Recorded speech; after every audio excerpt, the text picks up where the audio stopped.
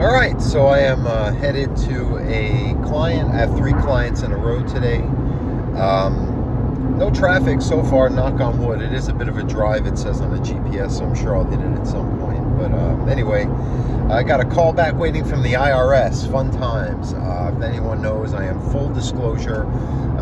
Being in Alaska, I didn't work as much as I normally would the past couple of years, and I got behind on my taxes, so I had to catch up on that. Plus, my daughter started college, and some other things made me want to just hustle, work a little more. And at my age, I still have energy. If I have a voice and I have a able body, I want to help more dogs, right, and make a living. So I'm here working.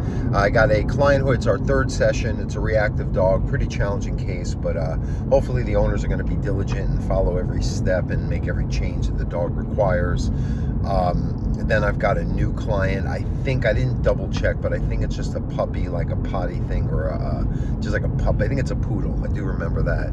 I always like poodles. I grew up with a miniature poodle as a little kid. One of my dogs. Then I had a Westie, and then I had a couple mixed dogs, just if anyone's curious. And a white hair fox terrier, Spencer. I loved him.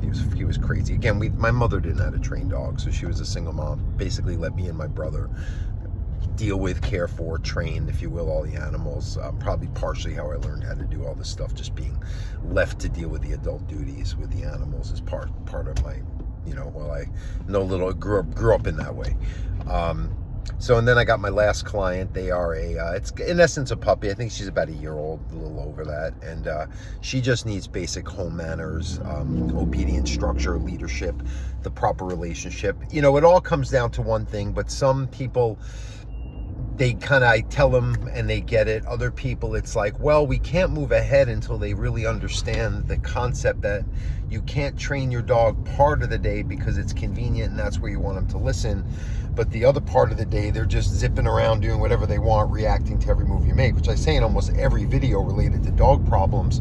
That's where they come from. It's dogs that breed personality or life experience creates a hyper-vigilant, ready-to-go personality, and they're usually, if not all, a good portion of the daily movements and interactions, transitional events, create an overload for them and an over-analysis, and because of that, they react. And that's why you get separation anxiety. A dog's perception is different than ours. They're living in an inherent reality that if you're moving around doing your stuff that pays the bills, which is to them not real, they don't think and they're following you and watching and waiting. And if I keep watching you, you feed me, you say hi to me, you allow this.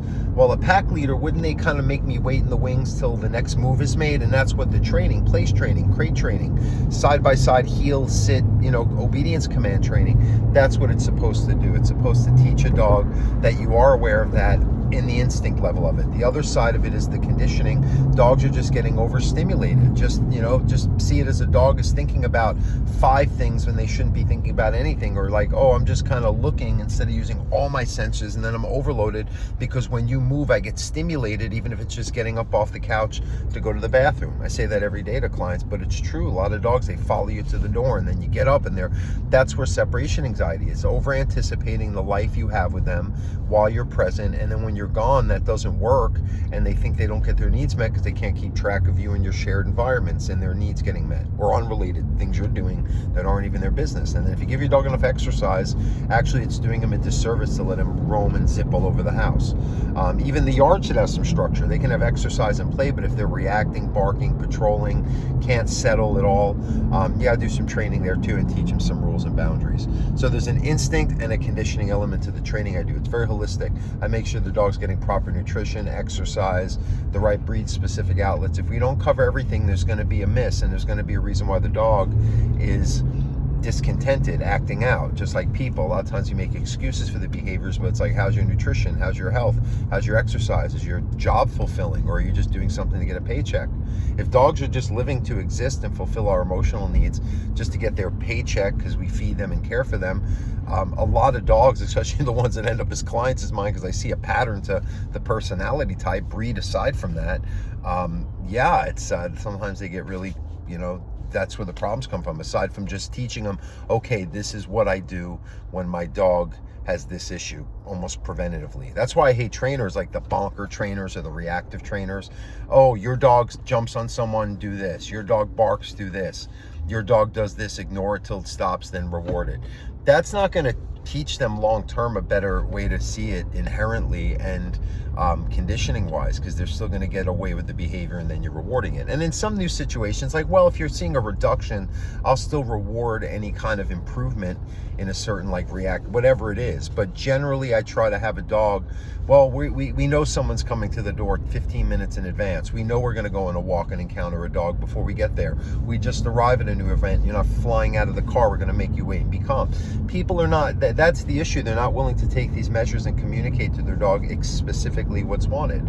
Think about 5 things versus 1 thing. Thinking about and feeling that you're in front, you're making the first move, you're leading the pack via these commands. Being a pack leader is not the physical dominant, the whole corrective. That's why the Cesar Millan, I agree with him, because the energy is real, what he talks about, dogs following sort of a pack leader, but in a way different than they do with each other, with humans. It's more of a working relationship. But again, you follow your boss. If they say do something and it's within the realms of the job description, which is why you have to be fair and consistent, you do that, everything's taken care of, and you have a reciprocal relationship. If anything, more so, a lot of jobs don't seem like they have security these days. You get fired for even being loyal. I see videos of people getting canned after a decade or more of service. At least I work for myself. Client fires me, I got more people who I can help, so be it. But yeah, so, that's really, I think I just articulated pretty much why. Well, how do you do it? Place training, teaching your dog to stay in a place, tell him to go there. I have tons of videos demonstrate. I have Halo, I used to work for them. I have professionally edited videos that show the most basic concepts of place training and heel working as far as teaching it, and then you apply that once you build focus, attention. And yes, you have to use the right equipment. You have to use a tool that promotes focus and not pulling on a leash. If you use a harness or a collar that makes a dog pull against you, it's an opposition reflex. You can't fight it. You're not going to try. Actually, you're going to put a lot less stress physically on a dog if you teach them the focus through the right, and you use a collar that can stay behind the ears to get their attention. That's why I hate that people vilify training collars, because if you use them properly, you're not creating pain. You're just getting a dog's attention the way they mouth each other, and you just can't pull it. You have to have something that releases or just stops pull and gets attention. Like if someone taps your shoulder, that sensory input makes you look. It's very sensory, and I don't hear enough trainers talking about it that way.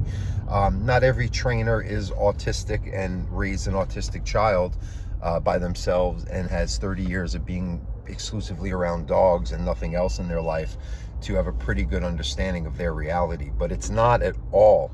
Our reality is not real. I can do a whole video on that, and that we're not seeing what's really going on. And that's sometimes dogs are understanding and seeing that projection also, and that freaks them out and makes them overreact or makes them feel they have to overstate their level of responsibility in our presence.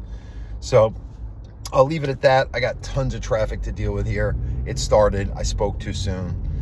We're just sitting around. I shouldn't have said anything. Okay, have a great day.